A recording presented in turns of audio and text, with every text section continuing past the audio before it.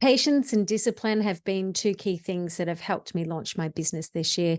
And running a business can be an emotional roller coaster, to be sure, especially when you're doing it on your own. And the reality is, most overnight successes took a long time to create. Welcome to episode 10 of Content Catalyst. I'm your host, Deb Szabo. And in today's podcast, I want to share with you 12 things I've learned this year about setting up my business. Now, this isn't the first time I've run a business. My first one was when I was age 19. I had a few business back then, and then I also had another one about 15 years ago. So if you're just starting a business or want to level up or pivot your existing business, then I hope by sharing these 12 things, it may offer some inspiration to you. So number one is know your why. That was my biggest thing that I started with when I began my business vision last year, is understanding what my why was. Why was I wanting to create a business and work for myself? The reality is, when you work for somebody, you have safety, security, you have sick pay, you have holiday pay, you know where your income is coming from week in, week out. And that's why many of us stay in jobs, even when we don't like them. And I did like my job very much. It was a case of, my why was I wanted the flexibility and the freedom to work from anywhere that I wanted to be, and also, I guess, be able to be there a bit more for my son as well. And I read a book called Simon Sinek's, I think it's called Know Your Why, because when you know your why, that's not money. And I mean, we're all in business to make money. We all go to work to make money. But besides that, if you know your why, it's the motivation for you to keep going when times get tough. Okay, so number two was just get started and try everything, experiment. And that was where I started. I didn't know what my business was going to be. So I knew that it was going to be an online business. And so I started just creating a website. That was my first step. I went, okay, where do I begin? I'll start by getting a website up and running. I used Kajabi as my website, because I knew it could grow into what I wanted to do with my online business. And I trialed that. I started to experiment. And that brings me to my next point of number three, is surround yourself with other people heading in the same direction. Because I wanted to set up a business. I knew some business owners doing businesses locally close by me, but because I wanted an online business, I needed to be around people that also had an online business, so I could understand what the challenges were and have that network of support. Which brings me to number four, and that was join a coaching group. You don't know what you don't know. And even though I am a marketing strategist and it's what I've done forever, I know that very, very well. However, there was a lot of things that I didn't know about starting up an online business. And so I joined a business coaching group. What that enabled me to do was shortcut the process of having to learn it myself. Because when I was learning, say, Kajabi website, I was literally up at 2:00 in the morning, because it was based in America, doing webinars to understand how to set things up. And then once I joined a local coaching group, I was able to get templates and get all the tools and resources at hand that was convenient for me.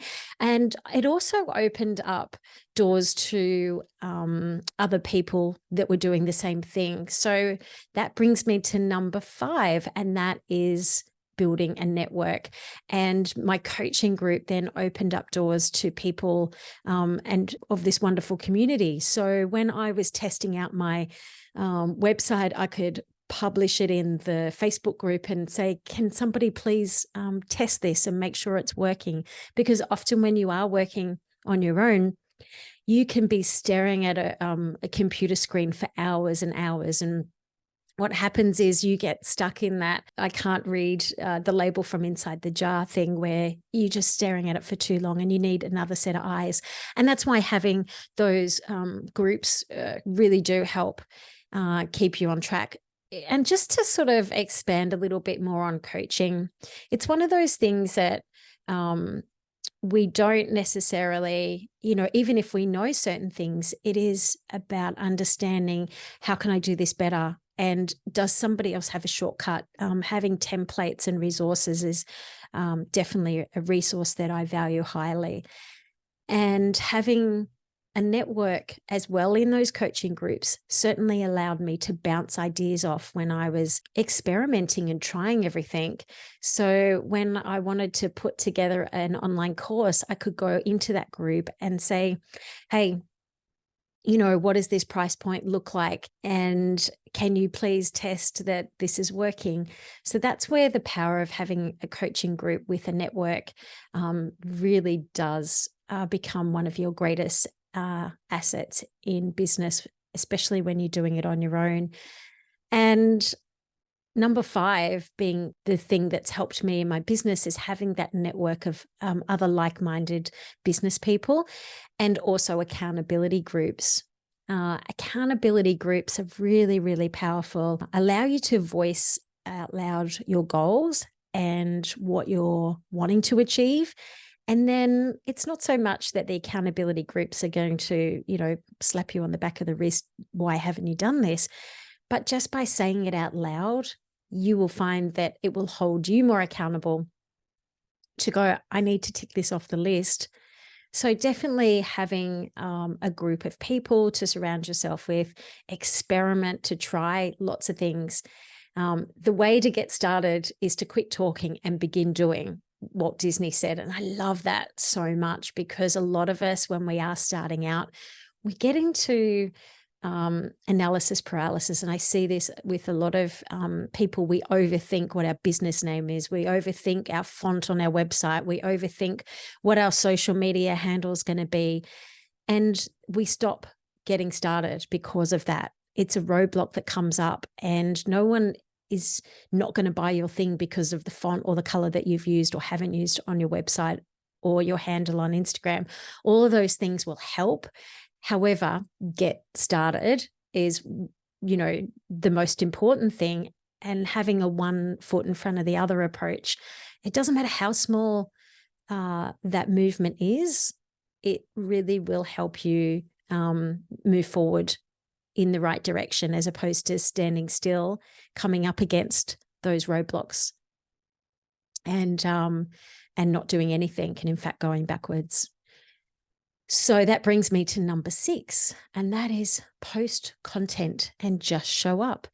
And that's the other thing that I often see within, some of my groups and people that I speak to, is they don't know what to make. They don't know what content. And I was in this position as well. When I started my Instagram account for my business, I didn't know what I was really going to be sharing, whether I was going to niche down in this area or this area. So I just started showing up, and I posted a reel every day, and I started to get more people follow me every day. So again, just one step in front of the other. And even if it's not the right content, even if you change your name afterwards, that's okay. And I did both of those things. I began my Instagram channel a year ago, and I just thought, you know what, I'm going to do a 30-day challenge and make a reel every day and just see how far that got me. Now, if you go back to what I originally said, 2 of the things that really made a difference for me in business was patience and discipline. Patience, because often when we see Instagram and, there's all these influencers going, I'm, got 10,000 new followers this week. And I'm like, good for you. It's like, I got 1, and that's okay. Because the reality is, when you are starting out, you have to have patience that you're not going to probably get 10,000 followers in the first week. It's really about showing up as you, and just document what you do, share what you do, because you can always adapt and show up differently later.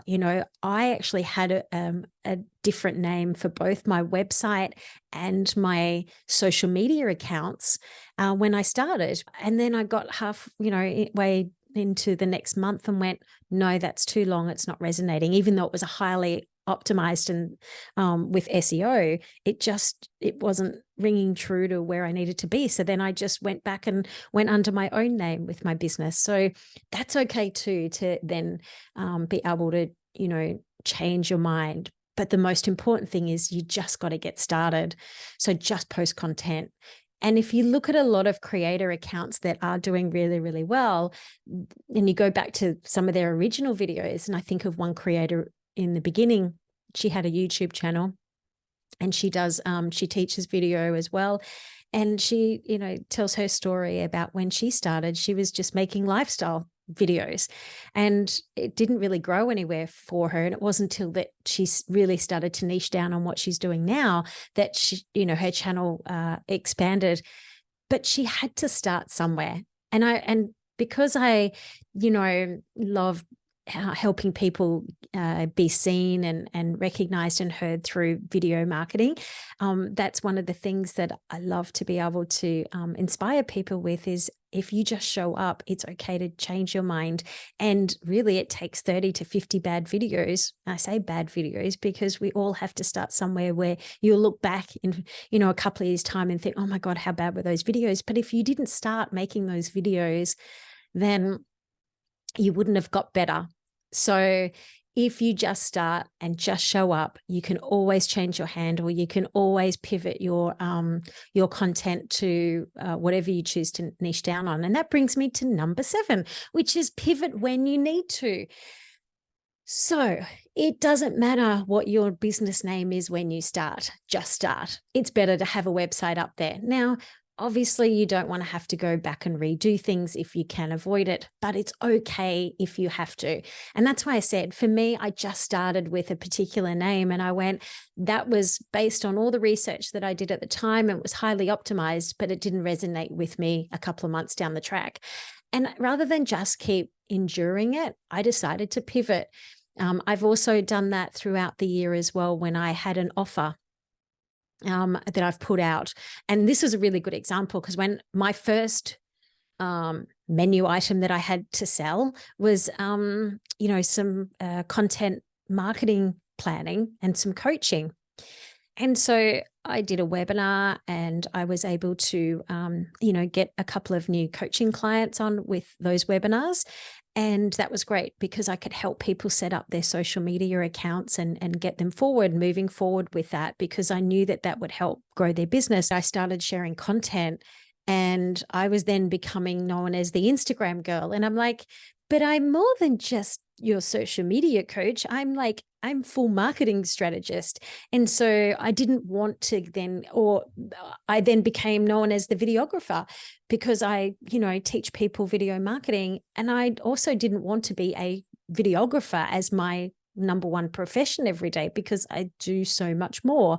However, what I was starting to get known for were those couple of things. And that's when I had to go, hang on a sec, what message am I putting out? And that's when I had to pivot my message to be more aligned with where I wanted to go. But it was okay for me to get to that point and build that in my repertoire. And yes, I can do both of those things very easily. And I love doing both of those things, but it was only just one small component of my big picture of what I could help people with. And that's why I say it's okay to pivot when you need to. If you feel that something is not resonating, then turn and pivot and try something else. Experiment, which is back to number 2 again. Experiment and try things. So brings me to number 8, knuckle down when you need to. And as I mentioned before, patience and discipline are 2 key things in business. And discipline is one of the biggest things that I've had this year. I do have a tendency to work a lot, and that's because I am on a mission to, make a difference and get things set up. And I believe that you do sometimes need to knuckle down and do the hard yards if you want to move the needle forward. Because rather than sitting there watching Netflix at night, I would come into my office and just do an hour or 2. And an hour or 2 is enough to, again, move the needle forward. What's going to, how am I going to be able to complete my website this week? It's just by, doing 30 minutes in the morning before I start work, whatever it is. Especially if you are still working full time, like I was initially. And now one of my biggest challenges is always, now I've got clients that I help, is I love helping them so much. And I'm helping them during the week, but I also have to be disciplined to know that Monday is my day that I get to work on my business. And I block that out in my calendar. I also put a couple of nights a week aside as well that I will work on my business rather than in the business. And, this year I've said no to, many things because of it. And that's okay, because I know that I can see the big picture in things. So that's that discipline as well. Some days I just don't feel like showing up. And then I'm just like, okay, well, what about if I just, sat in bed tonight with my laptop and just, finish the landing page that I'm doing? They're the little things that will help make a difference and move forward. But it takes that discipline. I've spent many weekends this year working, and again, I'm not planning on working, every weekend for the rest of my life. It's just a short-term thing that I needed to, do the hard yards now so I can have an easier life later. And that brings me to number 9, is take risks. Because being an entrepreneur or a business owner, it does involve being able to take a risk and know that you may have to sacrifice going without certain things, and you may not have a regular income to fall back on. And there are also times where you think, I could stay safe in my existing business, and if I just carried along and just did this. But sometimes taking a big risk, it's scary. But if you've already got an existing business, for example, is taking those big risks can really help you, elevate you to the next level. But you have to be, really willing to jump into the abyss and just trust. If it feels right, do it. And that's the part of risk. I'm not saying go out and be silly, foolish. It's like, okay, so that brings me to number 10, is I think a lot. I have ideas that sprout out of my head all the time. And so how I channel it and funnel it is I journal. And I have probably, I think this year I counted like 10 journal books that I write things in. And I have one for my business. I have one for my clients. I have one for my ideas. I have one for my personal life. So I've got all these different books, whether that's right or wrong. But it just enables me to be able to brain dump all the things out of my head. It also helps me calmly go to bed and not have to sit there and process things over and over in the middle of the night. I went and did a mastermind this year with Christina Carlson, was one of the presenters, who is the journaling queen. And, we've got these beautiful journals, and she talked about how journaling has been such an important part of her life, but it's also been the source of where some of her best ideas in her business came from as well. So journaling really helps you to minimize that overthinking.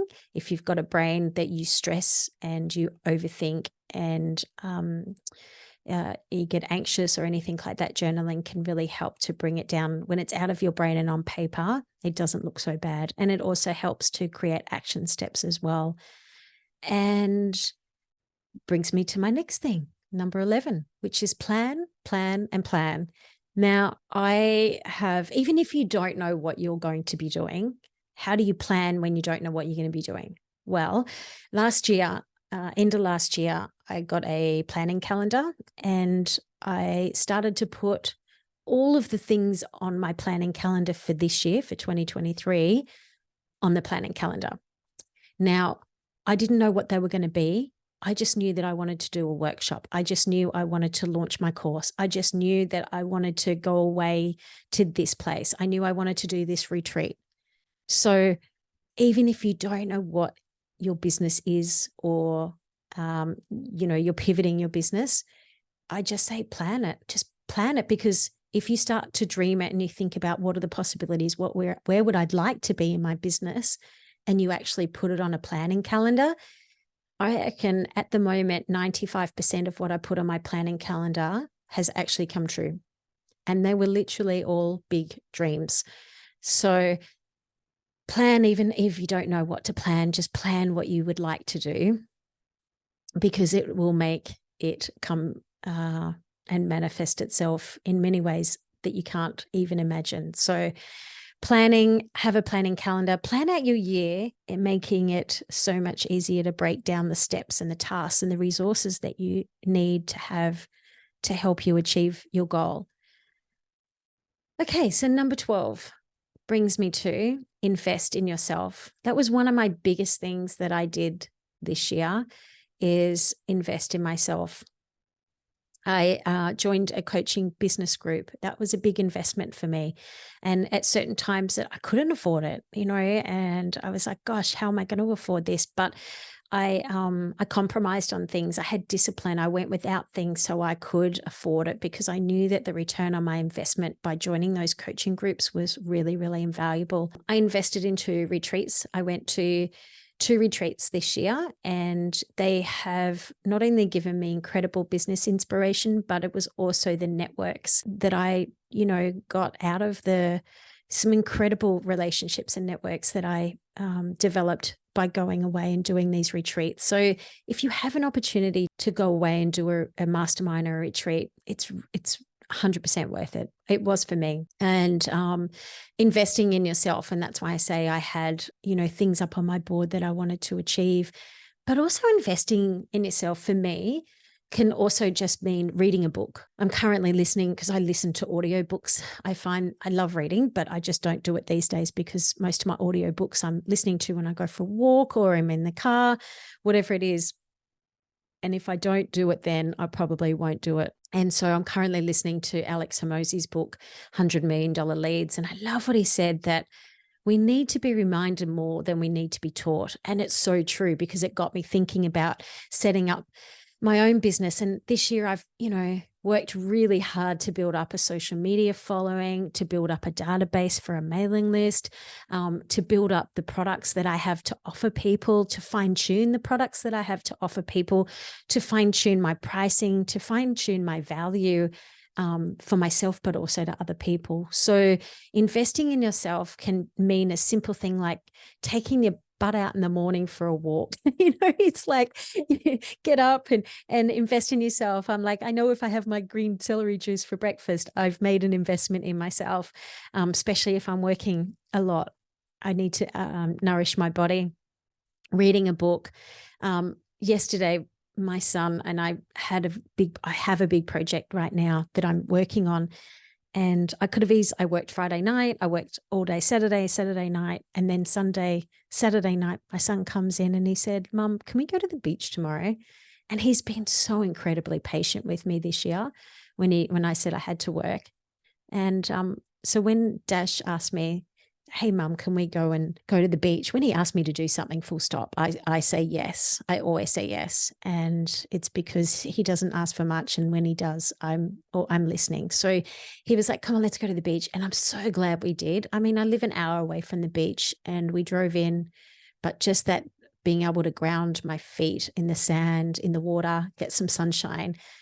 Well, that enabled me to think about what my topic of today's podcast was going to be. So having a little bit of time out and stepping away from your desk can be one of the greatest gifts that you'll do as well, because it allows creativity to come in.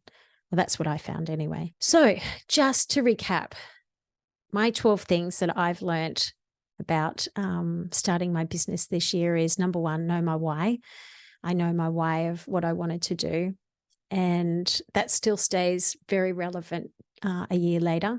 Number 2 was just start. Even when I didn't know what my business was going to be, because I knew my why, I could just start. I could start building my website. I could start building all the framework. I could start by creating a social media account. And then I could start to experiment with different offers. Number 3 was surround yourself with other people heading in the same direction. That was one of the most powerful things, was start to build a networking group, go out and network with people who are doing the same thing, whether it's online or whether it's in person. Number 4 was join a coaching group. Having a community, having that person there that reminds you rather than teaches you, that's in your corner, that challenges you, that makes you accountable, that helps you go, instead of just thinking about doing a webinar or an in-person workshop, I actually nailed it in because that was one of the challenges for that month. And that's really powerful for me. Post content, just show up. Like I said, I was literally just posting content, and that was number 6. Number 5, backtrack, was network and accountability groups. Number 7, pivot when you need to. Don't just keep doing the same thing, expecting a different result if it's not working for you. Number 8, knuckle down when you need to. Discipline. Sometimes you need to say no now so you can say yes, yes, yes down the track with lots of joy. Number 9 was I took lots of risks, and some of those risks haven't always been great risks, but some of them have been amazing risks, and I am so grateful for those that I push myself. Number 10, I journal. I make an effort to journal in the morning or at night or both. Number 11, plan. I am a massive fan of just putting it up, being visual with it, because if you put it up on the board, if you put it up on a planning calendar, whatever it is, you have a much. So if you would like some help to plan out your year, you simply need some coaching, jump onto my website. You can book a free 30-minute session. We can have a chat about what you're trying to achieve this year, whether you're pivoting your existing business or you want to level up your existing business, or you're simply starting out a new business. We can have a chat about that as well. And you can book a 30-minute session on my website. Otherwise, you can grab a free copy of my planning calendar on my website, which is debsabo, szabo.com. Now, to finalize, I never dreamed about success. I worked for it, said Estee Lauder. Well, I certainly dream about success, but I also work for it. So I hope today has given you some sort of inspiration to potentially help you with your business. Have a wonderful day, and until the next episode.